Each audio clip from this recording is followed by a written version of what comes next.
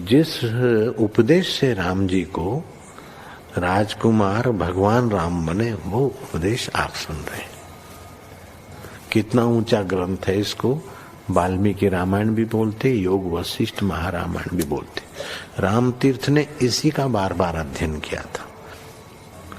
ये आप भी शांत हो जाएंगे परमात्मा में, और दूसरों को भी शांति देने की क्षमता देने वाला ये सदग्रंथ है। इसको वेदांत का सिद्धांत ग्रंथ बोलते हैं। दूसरे होते प्रक्रिया ग्रंथ।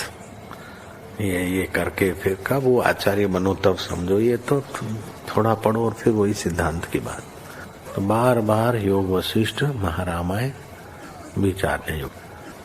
हरि ओम।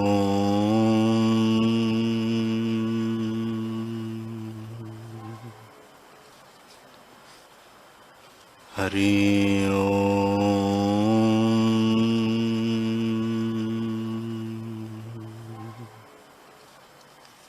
हरि ओम।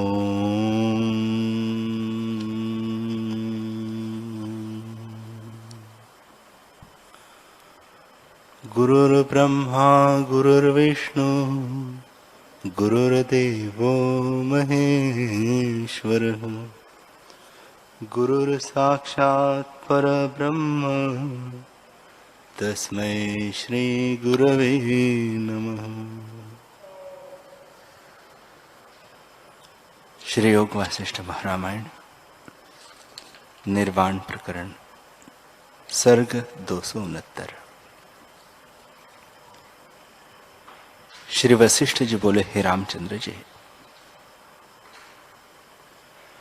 जगत में जितने विद्या और अविद्या रूप समूह है वे सब संकल्प से रचित है और वास्तव में सब आत्मरूप है।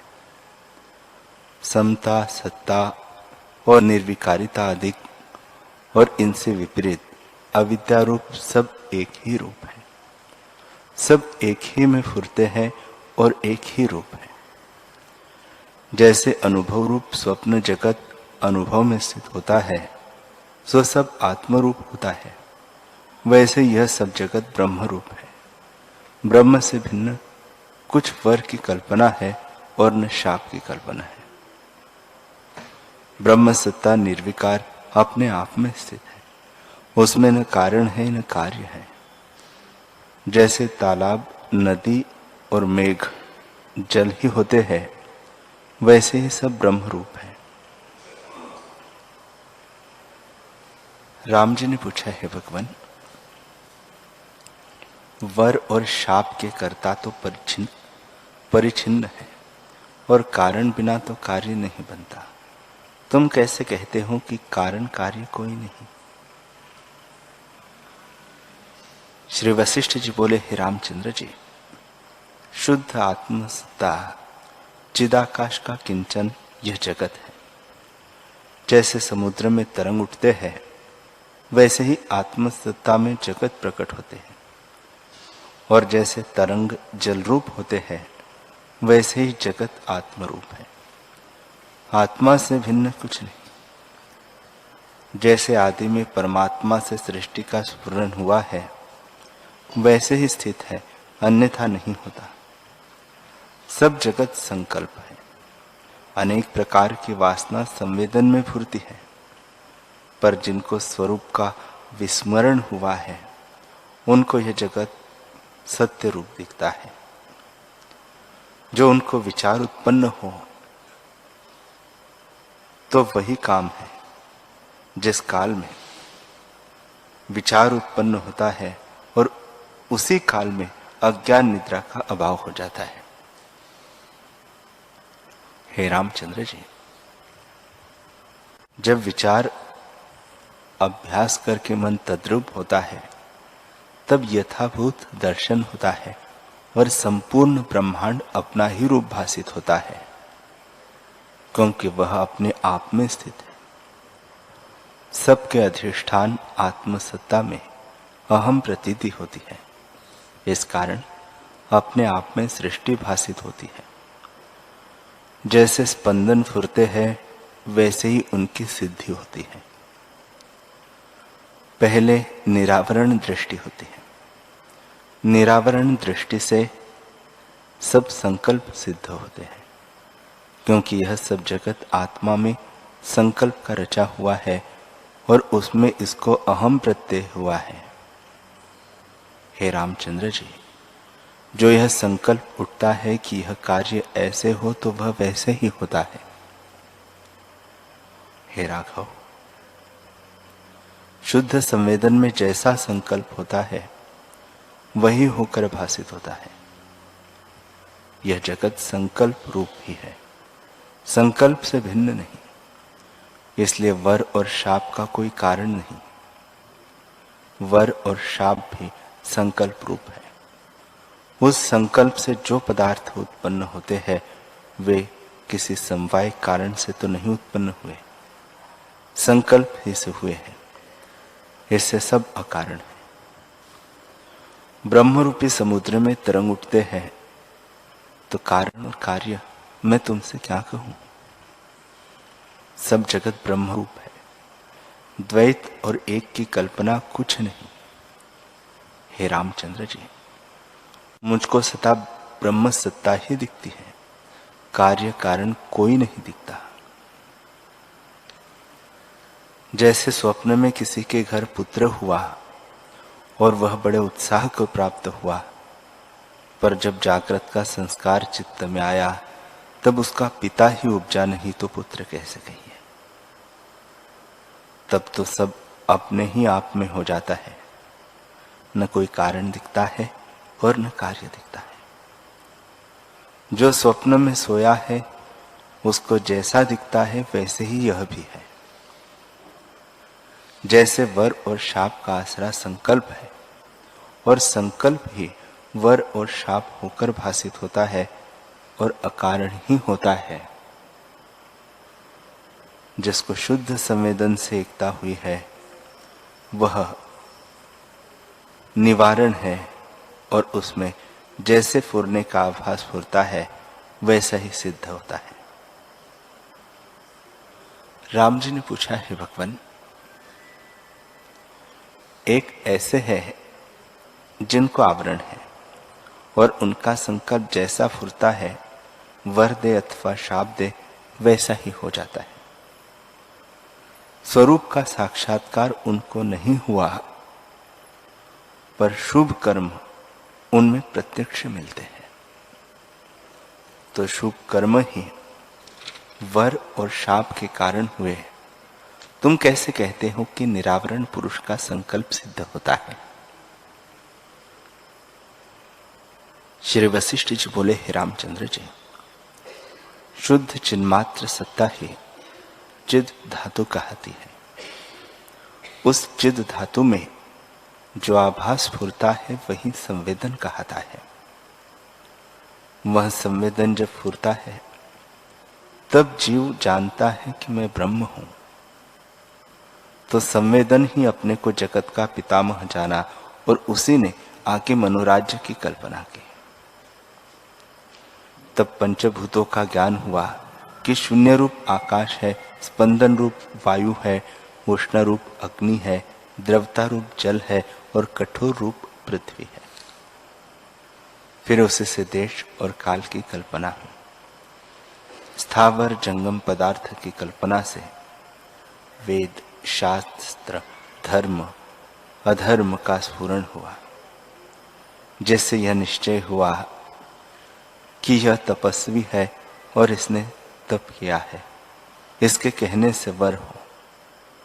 पर स्वरूप के साक्षात्कार से रहित होने पर भी उसका कहा होना उसके तप का फल है। आदि में संकल्प ऐसे हुआ है तो वर और शाप का कर्ता तपस्वी नहीं, उसका अधिष्ठान वही संवेदन है जिससे आदि संकल्प उपजा है। हे रामचंद्र जी, वर और शाप संकल्प रूप है। संकल्प संवेदन से फुरा है और संवेदन आत्मा का आभास है। तो मैं कारण और कार्य क्या कहूं और जगत क्या कहूं? आत्मा का आभास संवेदन ब्रह्मा है, जिसने आगे संकल्प पुर की सृष्टि रची है। हम तुम आदि सब उसके संकल्प में है।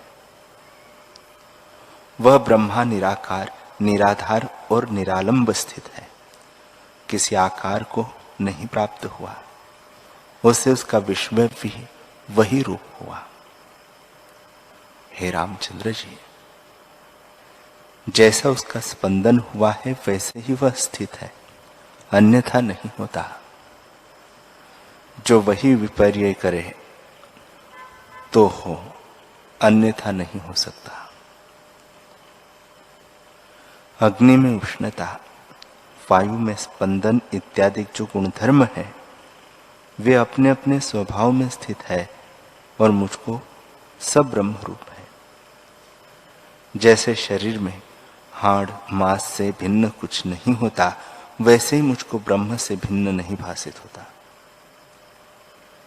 जैसे घट में मृत्तिका से भिन्न कुछ नहीं होता और काष्ठ की पुतली ही काष्ठ से भिन्न चेष्टा नहीं होती, वैसे ही जगत ब्रह्म से भिन्न नहीं होता। हे रामचंद्र जी, यह सब जगत जो तुमको भासित होता है ब्रह्म ही है। ब्रह्म ही फुरने से नाना प्रकार जगत के रूप में भासित होता है। जैसे समुद्र अपनी द्रवता से तरंग, बुलबुले, फेन आदि होकर भासित होता है, वैसे ही ब्रह्म संवेदन से जगत रूप होकर दिखता है, पर ब्रह्म से भिन्न कुछ नहीं। जैसे पर्वत से जल गिरता है सो कण होकर दिखता है, और जब गिरकर ठहरता है तब समुद्र रूप होता है, परंतु जल से भिन्न कुछ नहीं होता। तैसे ही जब चित्त फुरता है तब नाना प्रकार का जगत भासित होता है, और जब ठहरता है तब सब जगत एक अद्वैत रूप दिखता है, पर ब्रह्म से भिन्न कुछ नहीं होता। ब्रह्म ही स्थावर जंगम रूप दिखता है। जहां पुरेष्टका का संबंध नहीं दिखता वह अजंगम या स्थावर कहता है, और जहां पुरेष्टका का संबंध होता है वह जंगम रूप दिखता है। परंतु आत्मा में दोनों तुल्य है। जैसे एक ही हाथ की अंगुली है जिसको उष्णता अथवा शीतलता का संयोग होता है वह फुरने लगती है, और जिसको शीत उष्ण का संयोग नहीं होता वह नहीं फुरती। वैसे ही जिस आकार को पुरेष्टका का संयोग है वह फुरता है और चेतनता दिखती है, और जिसको पुरेष्टका का संयोग नहीं होता उसमें जड़ता भासित होती है। वह भी दो प्रकार के हैं। एक को पुरेष्टका का संयोग है और जड़ है, और दूसरे को पुरेष्टका का संयोग नहीं और जड़ है।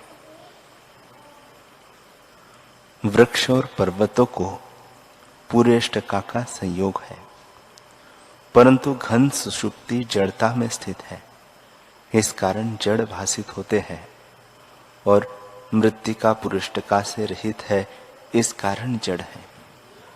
परंतु वास्तव में स्थावर जंगम, इष्ट अनिष्ट, वर शाप, देश काल, पदार्थ सभी ब्रह्म रूप है, और ब्रह्म सत्ता ही ऐसे स्थित हुई है।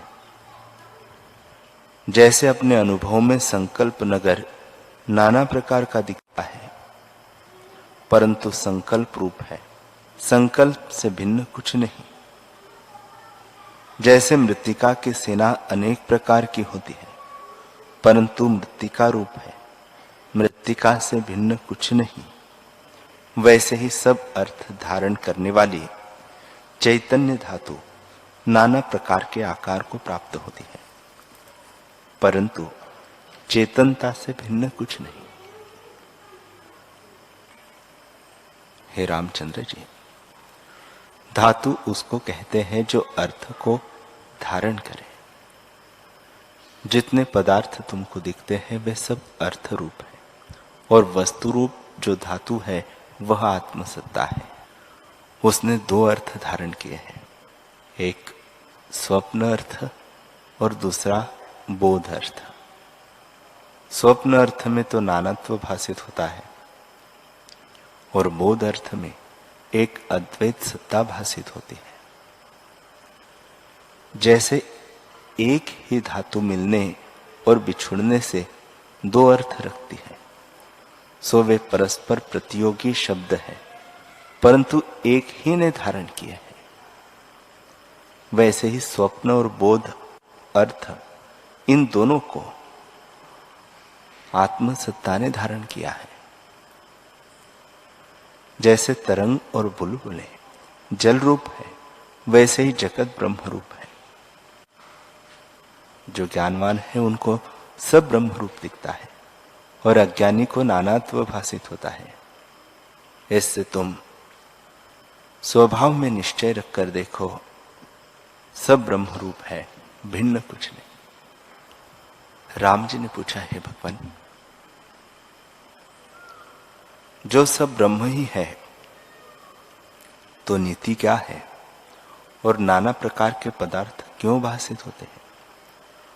तुम कहते हो कि जगत संकल्प से रचित है, तो हे भगवान, ये जो असंख्य रूप पदार्थ है उनकी संज्ञा की नहीं जाती। तब इन पदार्थों में से एक एक का स्वभाव अचल रूप होकर कैसे स्थित है?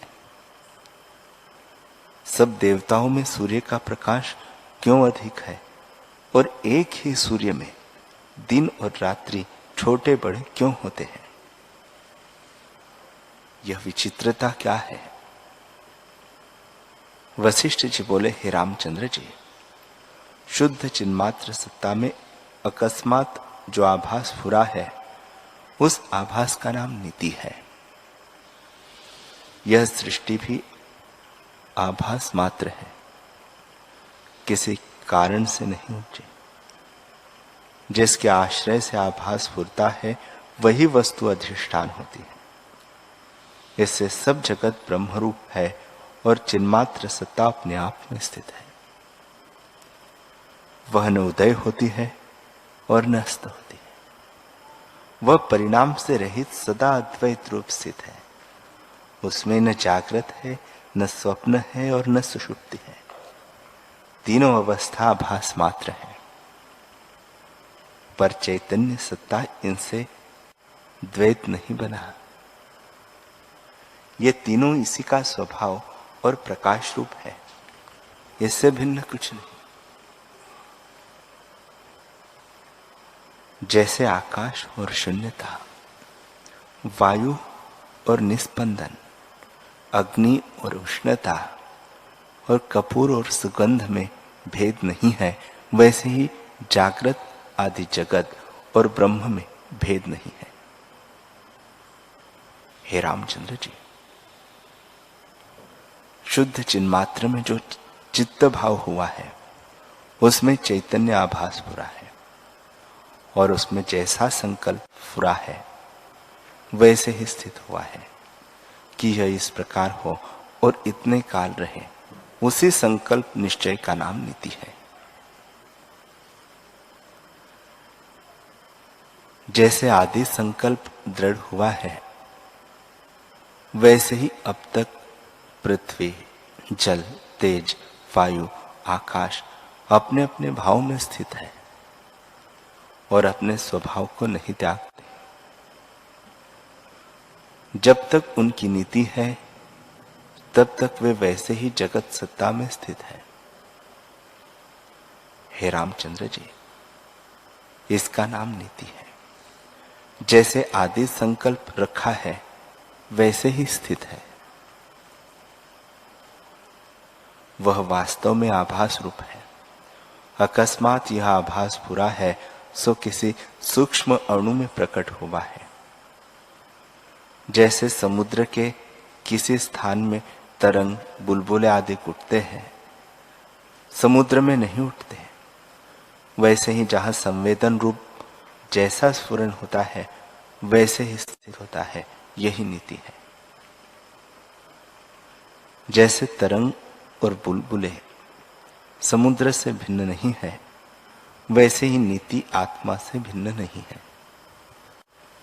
जैसे द्रवता से समुद्र में तरंग उठते हैं, वैसे ही आत्मा में संवेदन से नीति और जगत जो फूरते हैं वे वही रूप है, आत्मा से भिन्न कुछ नहीं।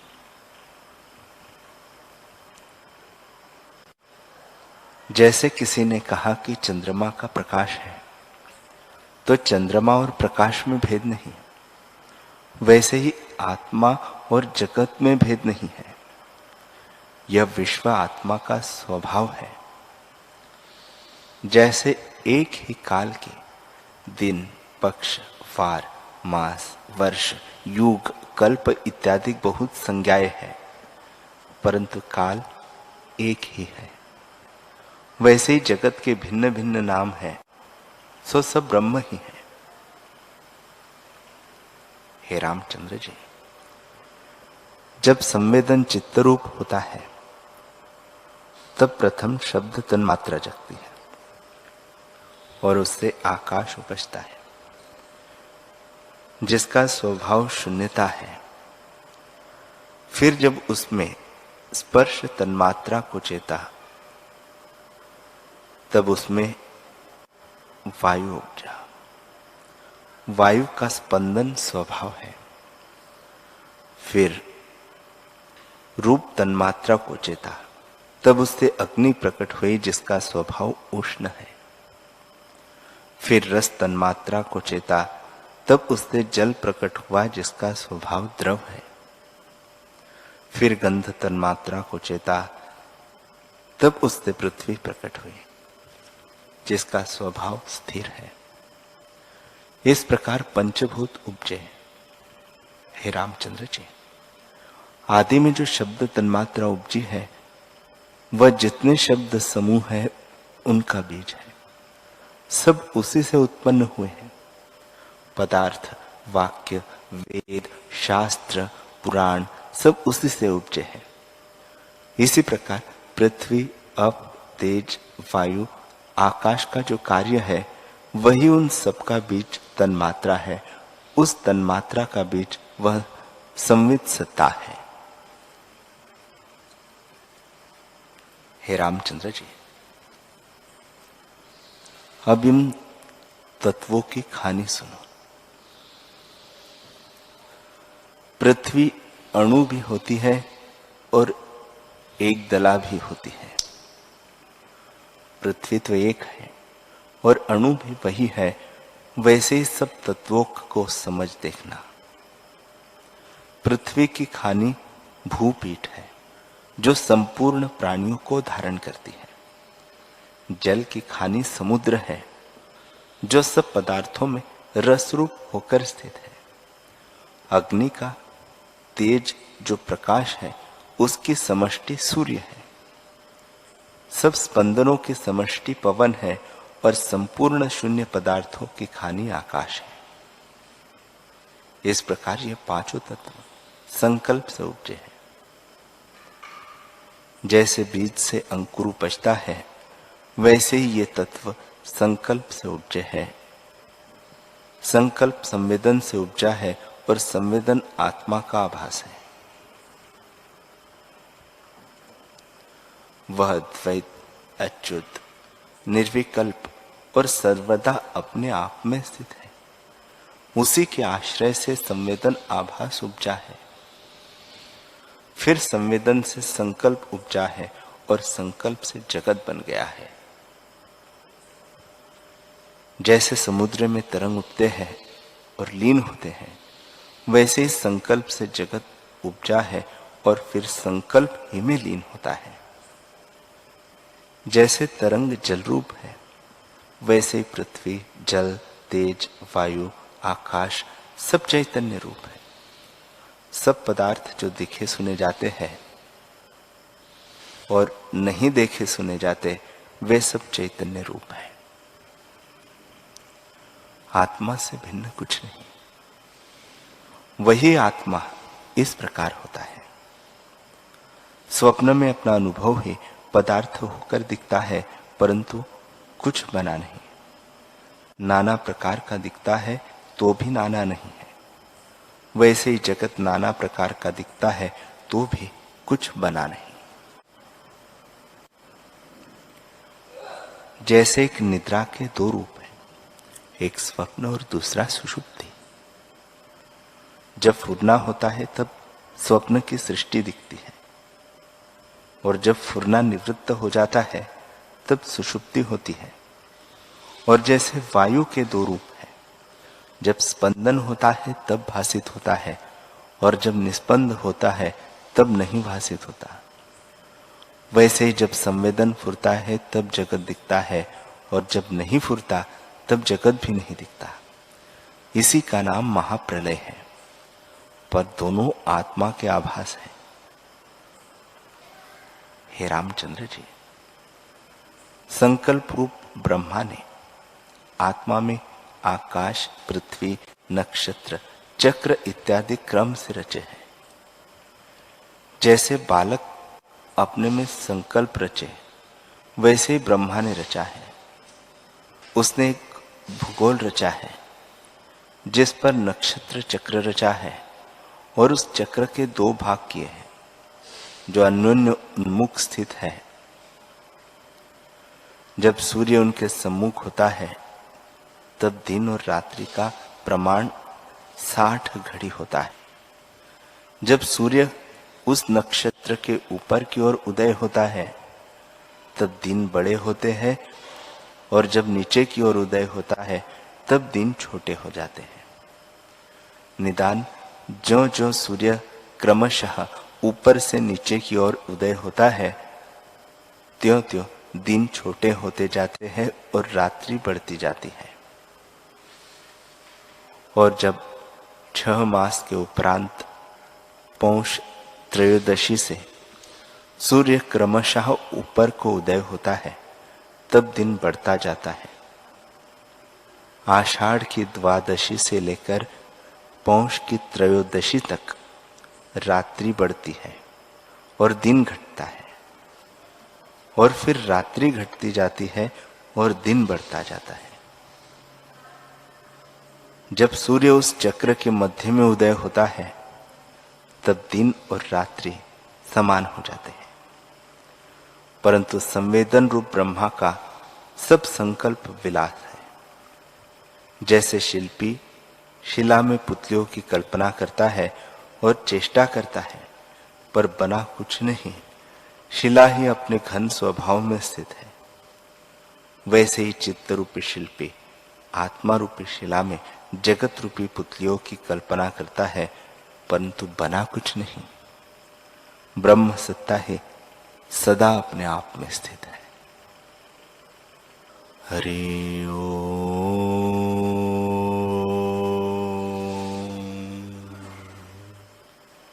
हरि ओम।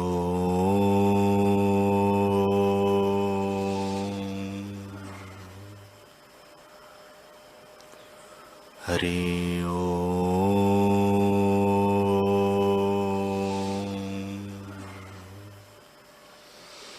ओम सहना भवतु सहनौ भुनक्तु सह वीर्यं करवावहै तेजस्विनावधीतमस्तु मा विद्विषावहै। ओम शांति शांति शांति। श्री सद्गुरुदेव भगवान की जय।